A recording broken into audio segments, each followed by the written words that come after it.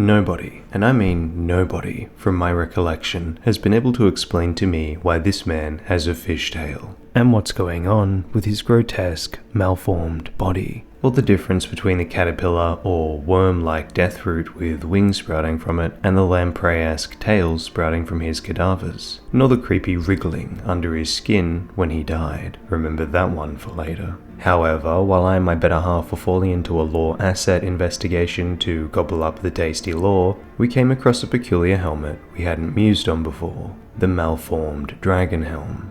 Buckle up. This is one hell of a rabbit hole that I would encourage you to watch until the end, as the implications are of a stunning magnitude.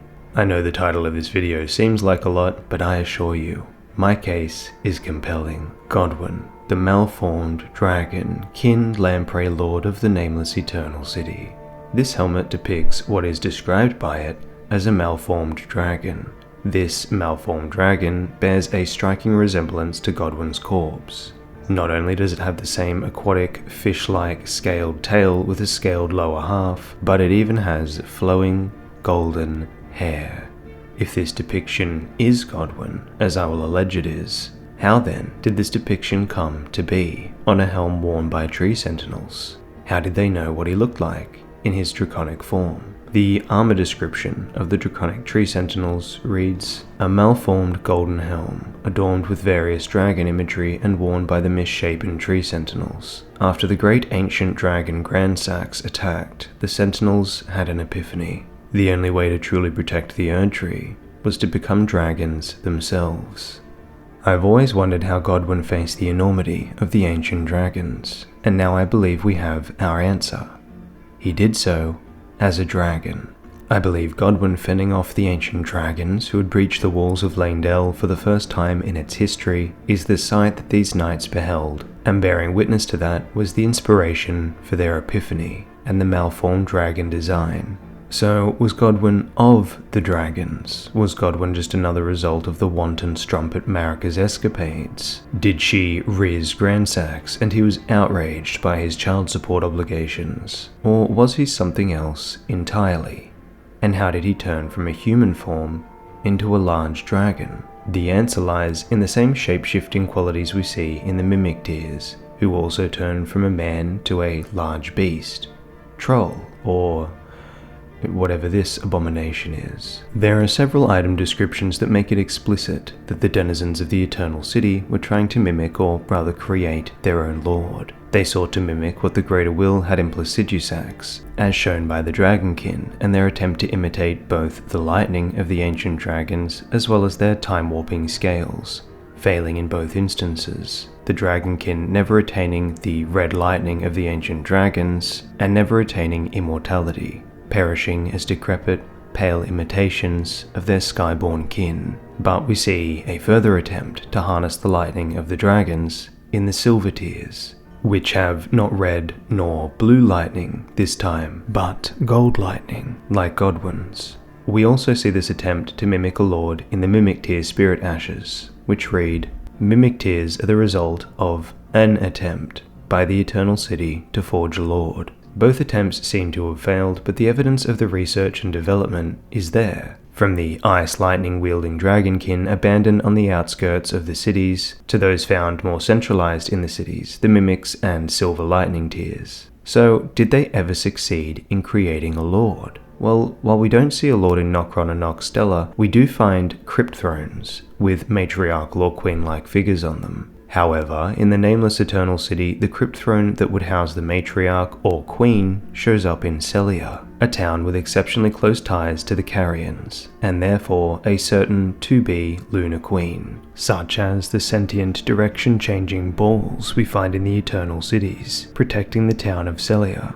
And the sigil of this spell is the Carian sigil, or the fact that Radahn was educated here, and also seems to be interested in protecting Celia. But in place of this crypt throne in the Nameless Eternal City, we have who Miquella refers to as Lord Brother Godwyn, perched upon a throne. The Nameless Eternal City is missing many things. It's missing the screaming silhouettes of its prior denizens, which I explored the waterways of the Eternal Cities and believe I found here in this video. It's missing the Nox statues, which appear in the Church of Vows. It's missing the Nox themselves and the Crypt Throne, which both appear in Celia, Town of Sorcery. But it's also missing something else, something I missed in previous videos. Unlike both of the other Eternal Cities, the Nameless Eternal City has no dragonkin, or silver or mimic tears. Or does it? We do, after all, know of another Malformed Dragon.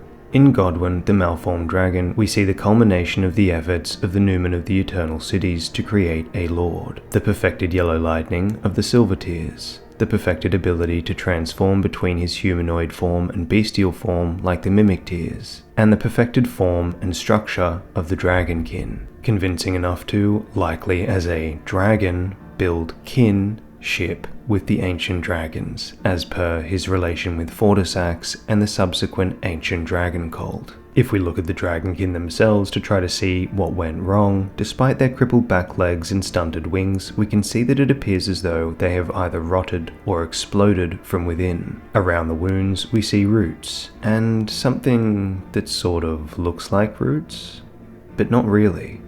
In fact, it looks entirely fleshy, like fingers with joints and all. They're in fact very reminiscent of the lampreys, and especially the larval ones Meta possibly spews out during the battle. As per the fingerprint nostrum, itself comprised of several ingredients including shaman medicines and literally the scales of a lamprey, a secret medicine of those who attempted to turn their human bodies into fingers. Ingesting causes something to wriggle within.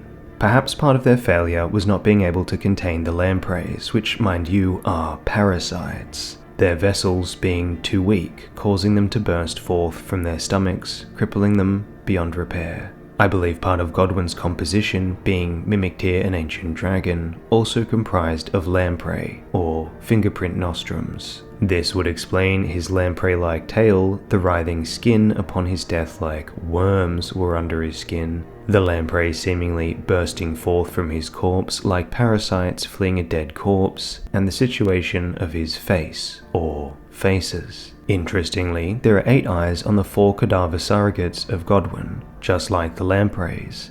However, on the lampreys, 6 of these eyes are open, and 2 of them are closed, while on Godwyn's cadaver surrogates, only 2 of these eyes are open, and 6 are closed. I do wonder what the implications of that are. So what prevented Godwyn from bursting open and spewing forth lamprey larvae, like his dragonkin cousins, or like he did with the big versions of the larva when he died? I believe his vessel was comprised not of the flesh of, say, an ancient dragon or some other creature, but of a god, Marika's own flesh.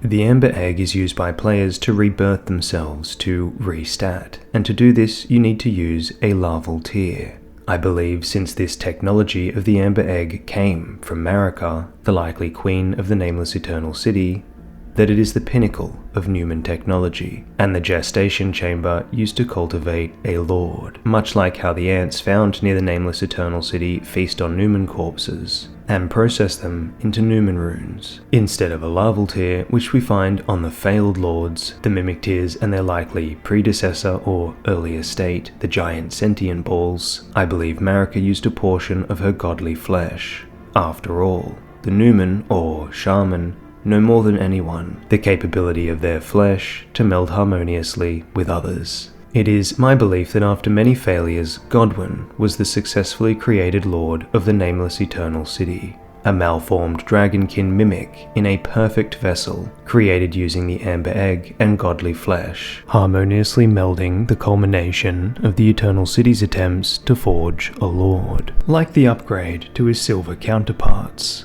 Godwyn the Golden, similar to the silver larval forms of the malformed stars, and their complete golden version. This color difference is shown explicitly in the egg-like attachments found on both of them.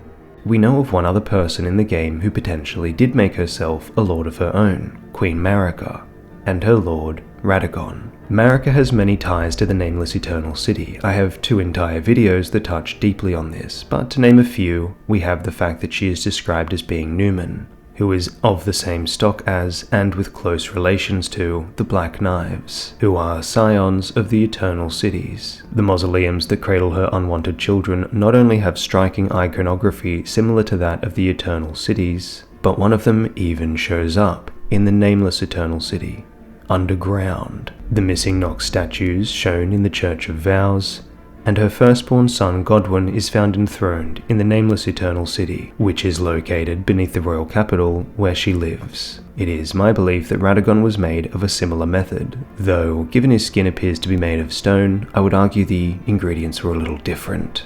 So what was all of this for? To what end? What purpose does Godwyn serve? The Numen are said to be awaiting the coming age of stars, and of their Lord of Night. Godwyn's purpose has everything to do with that. Radagon is apparently Marika and therefore of one god. However, he is not identified as an Empyrean, and as far as we know, nor was Godwyn, despite the information I presented suggesting he is of one god. And I would argue that this is because though Marika's shaman flesh was used in the process of their creation, her soul was not. I would argue they were created during the age of the Crucible, before the formation of the Golden Order and the Elden Ring as we know it, before the Rune of Death and perhaps the Rune of the Unborn were removed from it, upon the Golden Order's creation. The 3rd children of Marika's families are unique and born nestled among 2 seemingly twins with matching runes at the very least. It has been my long-held belief that these 3rd children are special. In Godwyn's case, similar to Radagon, artificial life forms, a mimic, a homunculus made of her flesh. While in Rani's case, I believe her conception involved the rune of rebirth. Instead of the way Radagon and Godwyn were made using her shaman flesh, Marika used the rune of rebirth with the amber egg to sever her soul and deliver it to the sanctuary of Rhea Lucaria, to be protected by a power capable of fending off the Golden Host. And as rebirth removes one memories, guided and raised by a father figure, a wise, heretical war counselor, and a mysterious mother figure, her snowy mentor, all to set the stage for Marika's own ascension. And Godwyn was a critical aspect of that plan. After his death, was he buried with love in a grave adorning depictions of his glorious battles with Fortissax, or statues of him in his prime? Was his body protected by tree sentinels or his glorious knights? No.